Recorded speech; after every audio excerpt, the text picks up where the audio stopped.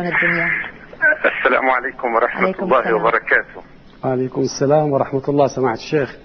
أولا أنا أشكركم على هذا البرنامج الجميل الذي كنت أبحث عنه منذ تحدثوا معنا على مقسم الأوقاف منذ تقريبا شهر ونصف أو شهرين، وكنت أبحث عن هذا الجندي المجهول الذي تبين أنه رفيق ولطيف.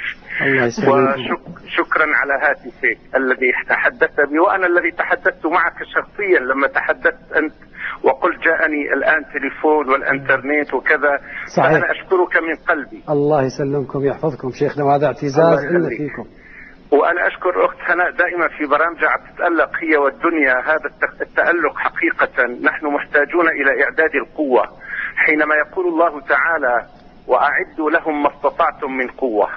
أنا أعتبر هذا البرنامج الآن الذي أستمع إليه منذ أكثر من ساعة حتى الآن هو نوع من القوة العلمية والفكرية والإنسانية والوطنية والدينية التي بدأنا نشعر بدورها في هذه المعركة الجديدة.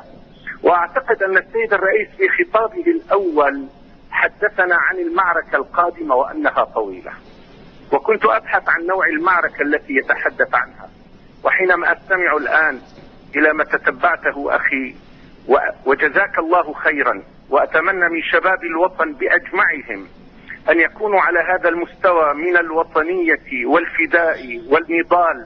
أنت الآن في عملك عمل قائد ميداني يحاول أن يمنع عن وطنه فتنة كبرى. ومن هنا أتوجه بعد ذلك إلى إخوتي من درعا إلى أبو كمال في كل مدن سوريا، أقول لهم إذا كنتم لا تتقنون هذا العلم وهذا الفن من المعركة فاستمعوا وصدقوا لمن يتقن هذا العلم وهذا الفن الذي يتحدثون عنه الآن. إنما حدث في كل مدننا السورية بدأ بمعركة الكلمة، بالأكاذيب، بالأضاليل، حتى موضوع الخيام التي نصبت على الحدود الأردنية والحدود اللبنانية والحدود التركية التي نصبت قبل أسابيع. كانوا يحاولون أن يجعلوا من الكلمة هي الطلقة الأولى التي تقضي على شعبنا. لذلك أنا أشكرك أخي العزيز. وحقيقة حينما تحدثوا معي على الهاتف وأنا الذي تحدثت معهم وقلت ها هنا رقم القرآن الكريم، دار القرآن الكريم، لعلهم يستحون، وإذا بهم بلا حياء وبلا أخلاق. وكان هذا الذي تحدث، ومن هنا أقول له إذا كان يسمع أشهد الله أنك إن لم تعد إلى وطنيتك وأمتك وعروبتك وعقيدتك فإن الدين والأمة براء منك ومن أمثالك، لأن الذين يحبون أن تشيع الفاحشة في الذين آمنوا أولئك الذين لعنهم الله وغضب عليهم. فالذين يريدون تدمير سوريا الآن عن هذا الطريق أقول لهم بصدق لن تستطيعوا أن تدمروها بكلمتكم، لأن الرسول الحبيب صلى الله عليه وآله وصحبه وسلم قال طوبى للشام، طوبى للشام، طوبى للشام. قالوا يا رسول الله لم طوبى للشام؟ قال لأن ملائكة الرحمن باسطة أجنحتها على بلاد الشام. فأنت أخي لطف أمثالك حقيقة من ملائكة الرحمن التي بسطها الله على بلاد الشام. وهذا ما أوجهه إلى إخوة النشامة في حماه وموقفهم اليوم من السفير الأمريكي. أقول لهم يا أهل حماه ما دخلت مرة إلى حماه إلا شعرت أنني في حماه، فاحموا مدينتكم مما يراد بها ولها من سوء، بل كل تربة وطني أتوضأ بها، فتراب الشام طهور وماؤها سلسبيل وشعبها هو الشعب الأصيل. فنحن أعتقد أننا والحمد لله غادرنا الآن اللحظات الحرجة وندخل الآن في المناعة. وفقكم الله في قناة الدنيا، وفقك الله أختي الكريمة هناء. وأشكر دعوتك التي قلت فيها منذ قليل أنهم يريدون أن يرونا على الشاشة، فأرجو الله أن نكون قريبا معكم على شاشة الدنيا التي صار لها دور إعلامي يصدق بين الناس.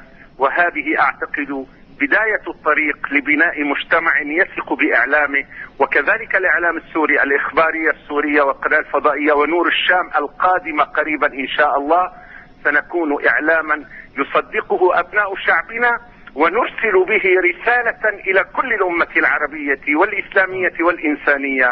شكرا لكم. شكرا لك أخي لطف، وأنا من قلبي أدعو لكم أن يحميك الله وأمثالك. وهنالك كثيرون من الشباب الذين دخلوا إلى هذه الساحة، ساحة الإنترنت، وكان لهم معركة رائعة جدا. وبالمناسبة منذ 24 ساعة دخلوا على صفحة الانترنت التي هي عائدة هذا ما أود سؤالك عنه. هل فعلا اخترقت صفحة سماحة المفتي موقعك الكريم؟ هل فعلا اخترق؟ من 24 ساعة. ولذلك أوجه لكل إخوتي الذين كانوا يتابعون صفحتنا أن السارقون والذين يعتدون دائما على قيم الناس وأفكار الناس لا يستطيعون أن يأتوا البيوت من أبوابها، فيحاولون اختراقها بالكذب والأضاليل.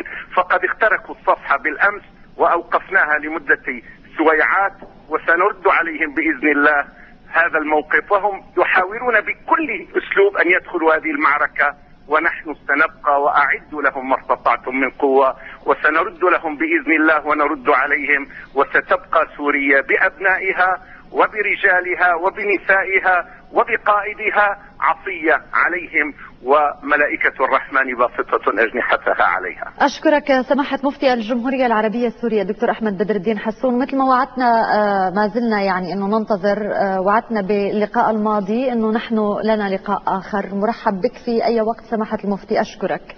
بحب أشكر سماحة الشيخ، وهذه شهادة أعتز بها